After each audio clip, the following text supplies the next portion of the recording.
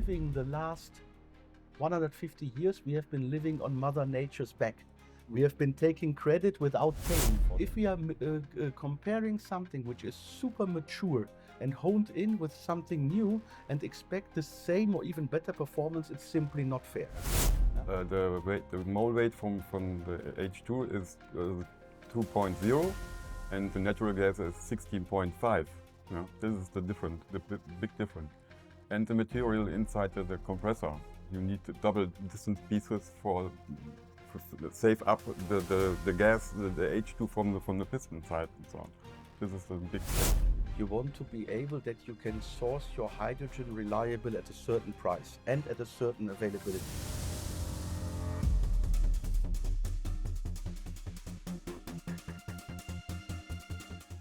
Today I have two guests from Neuman Esser. My next guest is Wulff, a man who's passionate about hydrogen value chain. He probably categorizes his breakfast cereal by molecular weight. As a managing director at Neuman Esser, he's the plug-and-play solution to all hydrogen infrastructure needs. Ladies and gentlemen, Wulff. Very nice introduction, thank you. And a man who's turned industrial applications of hydrogen into his personal playground. As area sales manager at Neuman Esser, he's the guy who can explain complex hydrogen compression systems while making you feel like you're just chatting about weather. He's the hydrogen matchmaker connecting industries with the clean energy solution they never knew they needed. Ladies and gentlemen, Frank Buschmann. Frank? Hello. Thanks. So guys, which industrial sector is adopting hydrogen fastest and why? Well, you mean here in the Croatian market or globally? General. Globally. I think for a while it was in the mobility sector, but the mobility sector, what we see now, there is some falling back. But the good thing is basically the industrial sector is really taking over what we see. We see a lot of inquiries, especially in green ammonia sector, but also refineries are looking more and more for paths to get a greener footprint to go to net zero. I mean, everything is clear for almost all the countries have signed the Paris Agreement to the 1.5 degrees Celsius commitment, and stuff has to happen now. Frank, how is the 8 billion surge in low carbon ammonia affecting your compression business? Okay, it's a big project value in our company, but the exact data can imagine Jens better than I. Yeah, we have, of course, we see a lot of the ammonia inputs. We see that mainly, of course, in areas where green electricity is already or can be produced in abundance. And this is, for example, the areas on the globe where the Tropic of Cancer or the Tropic of Capricorn are, you know. So the tropics, like Namibia is a country where you see a lot of potential. You see a lot of potential in the Gulf regions. Northern Africa offers great potential. Australia, and of course in Latin America we have a great potential, especially in Atacama Desert in Chile and Patagonia. This is from the solar. Wind is basically helping this a lot, and these are the continents there. But even in the US you have good places also for that. So what's the biggest barrier to making hydrogen-based steel production commercially competitive? So basically the biggest barrier, as always, is the price of the hydrogen. And of course, first of all, you see that we have a plant running in Brazil where we are working together with a cutlery manufacturer, very important for steak knives and stuff like that. And they are using, having a test bed there for using green hydrogen as a reduction agent in the steel making process. And there is still stuff to be learned, that the steel quality is the same like in the old process where you used coke as a reduction agent. But this is clear. I mean, the industry has honed its processes in steel making over 150 years, and we cannot just expect, we replace this like that, and with a snap of the finger, we're at the same level. And I think this is also an important learning for all of us. We all are basically currently used to that this is getting better generation by generation. But now with the new things, be it mobility, be it green steel, be it green ammonia, we are doing things in a different way so that the replacing technology is on paper from the values not better than the existing industry, but it has to basically evolve, or you have to see it in a bigger picture. Because what we said also in the conference here is we have been living the last 150 years, we have been living on Mother Nature's back. We have been taking credit without paying for that. And we are used to having it very, very cheap. All of the energy which has been growing the fossil energy sources for 200 million years, we are just burning it in 200 years or a little bit less even. And this is the thinking. So like with a battery electric vehicle, the first vehicles were battery electric vehicles even, then the combustion engine took over. And now when you buy an electric car, it is still not with the same range and the same ease of use as a combustion car, but it's getting closer. And this is, I think, the same thing. We have to be ready to make some concessions, some compromises in the beginning to go through. If we are comparing something which is super mature and honed in with something new and expect the same or even better performance, it's simply not fair. Yeah? How do hydrogen compression requirements differ from other industrial gases? The situation from the gases, that the mole weight is different to the natural gases, perhaps. The mole weight from the H2 is 2.0, and the natural gas is 16.5. You know, this is the big difference. And the material inside the compressor, you need double distance pieces for save up the gas, the H2 from the piston side and so on. This is a big challenge. So, how does uncertainty in hydrogen production affect industrial customers and their investment decisions? Yeah, for them it's very clear. Huh? For if you want to invest in an industrial plant nowadays, you want to be able that you can source your hydrogen reliable at a certain price and at a certain availability. And currently, then you would need to have a long-term contract for these things. Nowadays, people are having a natural gas contract. They bought it in and they use the natural gas converted with a steam reformer. But we also saw in 2022 with the Ukrainian war, the crisis which happened there, the prices for natural gas, they went sky high. And then also all of a sudden, you had it in England that the refineries were shutting down there or putting it on hold because it was so expensive to make the hydrogen from the natural gas feedstock. And that even had an effect that the slaughterhouses could not use the CO2 they are normally capturing for the beef preservation. So you see how interconnected these value chains are.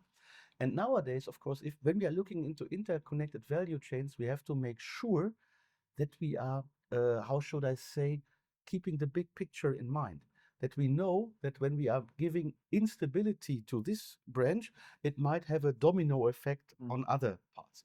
So the short answer is, if we are giving the industry a reliable price and a reliable supply, that this is there, then they are able to change. And this is, for example, I don't know if you know the H2 Global initiative. It's German initiated initiative. We are also a foundation member of this foundation. And the idea is that you guarantee the producer a price for 10 years, and you guarantee that the off-taker will also pay this maximum price. And the difference between the both is then paid by the foundation / the governments.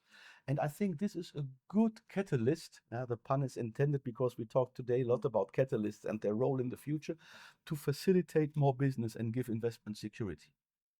So, in that context, at what hydrogen price point will we see the widespread industrial adoption?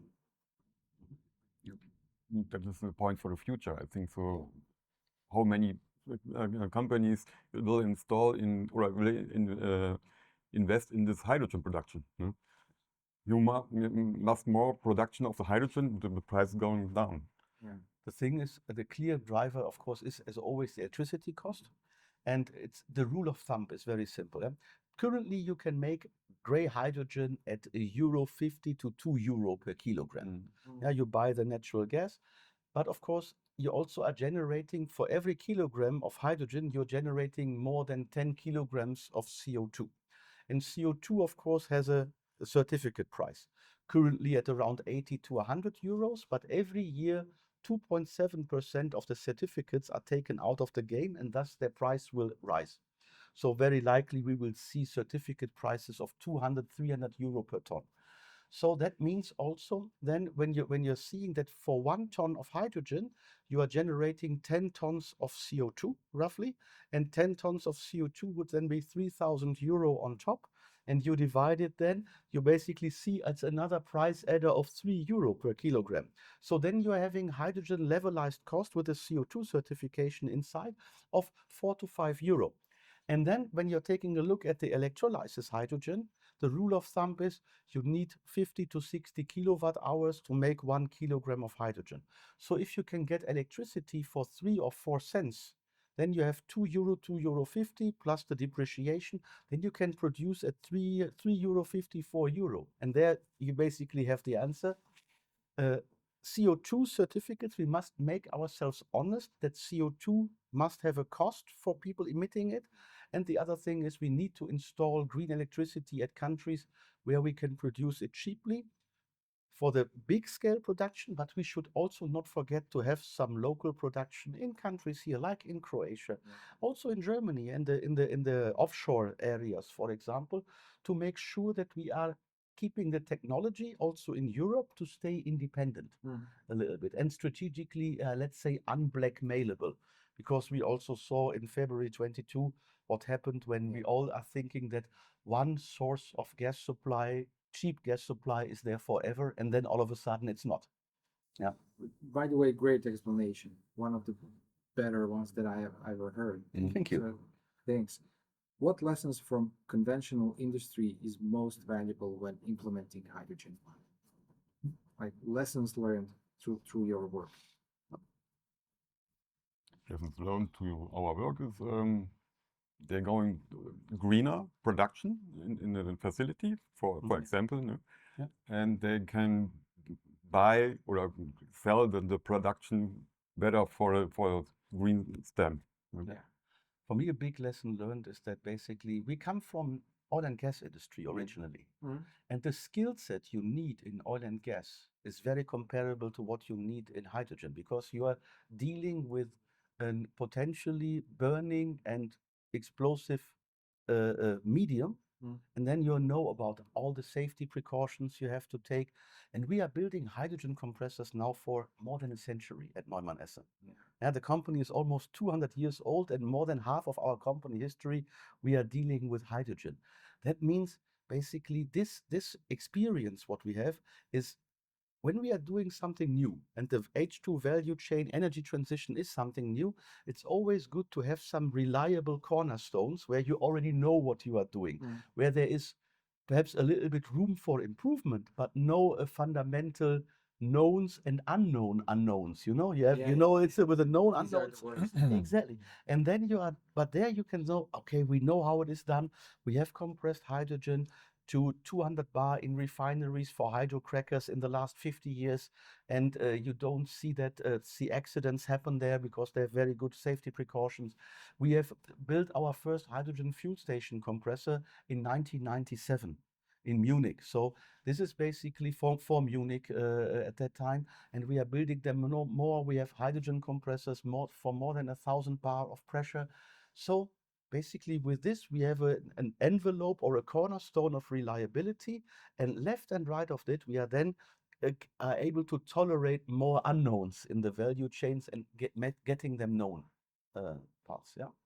So, which EU regulation has most significantly impacted industrial hydrogen adoption? I think it's the red 1, red 2, red 3, the reduction, carbon reduction declaration, what was there. This is for renewable energy parts. This, of course, is helping a lot. And the effect we are not even seeing now, because it's an inert system. It will take some time to adopt. It takes also the next investment circles and so on. And on the other hand, we also must be careful that we are not basically making Europe unattractive for refineries. Because a refinery, we are now talking about the holistic picture, it's one of the core industrial base material suppliers. Because you're not only making fuels there, which would also be bad if we don't have refineries here anymore and would have to import all the fuels from other places, makes you also vulnerable for in the political sense. But of course, out of a refinery, there's so much products going into plastics production and fertilizer production, asphalt, bitumen for streets, and so on and so on and so on, medical products. So refineries are needed, and if you don't have a refinery in your country, your industrial base is really, really suffering. So that's an important message. And the good thing is, like we saw it in the presentation today, we were showing paths to get refineries cleaner and greener up to the ultimate goal that they become e-fuel refineries using captured CO2, merging it with hydrogen, and then making sustainable fuels there and also sustainable plastics. Both is needed or are needed. Very much, yes. So, what financing model works best for overcoming the high cost of industrial hydrogen systems? This is difficult for financing. Yeah. Yeah. Yeah, I think the most important thing is that we must make ourselves honest what the cost of CO2 emissions really are. Yeah. And when we are then comparing apples with apples, companies will see that when they start investing now and going to net zero more and more, that they eventually will save a lot of money on CO2 taxation. Of course, we are not big fans of subsidies, but in the beginning, sometimes you need some subsidies. Yeah. I can give you an example from Germany in the 1990s. There was the 100,000 roof project, where they basically you got a good incentive if you installed photovoltaics on your roof. Yeah. And they wanted to have the first 100,000 roofs covered. And what happened there was a sort of a positive broken window theory, because the neighbor asked you, what is on your roof? Yeah, and I get so and so much Deutschmarks at that time. It was per kilowatt hour I put in the grid. Oh, I also want it. And with that, we helped really to ramp up the industry. Unfortunately, I think we lost it a little bit because that the production was outsourced to China. That is one thing, but we also lost a lot of product integration and solution integration capability from Europe and outsourced that to Asia. That was perhaps a mistake to do it like that. But this is something you need some kickstarting incentives, but not like with a watering can. Yeah. Just go for the real effective stuff, and don't subsidize the seventh project, which is a small scale pilot project discovering exactly the same. This is sometimes the European university landscape, and we are here. It's initiated by the university. It's important that everybody has its own focus and not rediscovering that water might actually be wet. To put it in very simple words. Very, very wise. So, where's the biggest gap between technological readiness and actual implementation? The rules, different kind of rules. I think so. Yeah. Yeah, exactly. Because the technology, I think it is there, Yeah. but the specifications and standards, they are still offer a lot of interpretation room. That is one thing, because when we see it, I mean, electrolyzers, depending on the technology, have a technical readiness level between 9 for alkaline production, I would say 8 for PEM, 6 for AEM technology. This is high. Industrialization of compressors, it's already there. It's 9. It's in the highest level already. Storage vessels, they are technically ready. Also for the higher pressures, mass production is now waiting. Yeah? It's like a textile industry. You see when they have this carbon or glass fibers in there, you need to mass produce it really. It's still more manufactured on small scale in the literal sense, manufactured.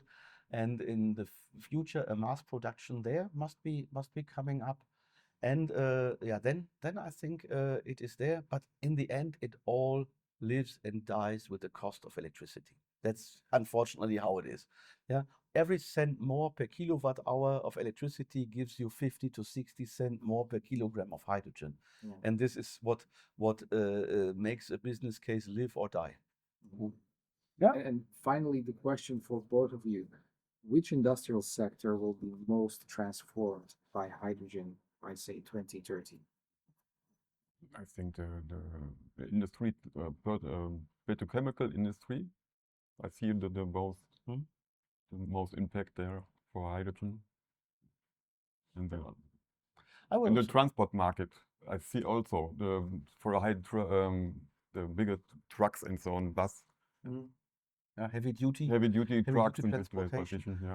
But I think I would say if you would ask me 5 years ago, I would have said transportation. And now I'm also clearly on industrial level. We see a lot of initiatives in steel production for the countries, green iron, green steel. Then we have the green ammonia, green fertilizer industry. And more refineries are looking into that over their steps from basically using green hydrogen, mixing it together with vegetable oil or other, let's say, biogenous fats, and then making fuels from that. And in the longer future, then we will even see the e-fuels refineries blooming up. But of course, their location will most likely be where the energy is cheap. That's also the industrial revolution of the 19th century. Where did it take place? Where the coal was, because the energy was there. And very often coal and iron ore were close together there. So that's how it worked. So it's history repeating a little bit, just with different elements. Very much, yeah. Gentlemen, thank you. Thank you for so this much. talk. Thank you much. Nice. Thanks. Looking to amplify your brand in the hydrogen energy sector? Welcome to H2 Energy News, your go-to platform for impactful industry insights. Every month, we connect with over 80,000 visitors and generate more than 251,000 page views.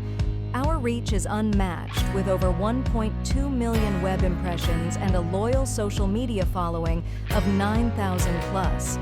Our newsletter reaches 77,000 plus subscribers, decision makers, industry leaders, and innovators.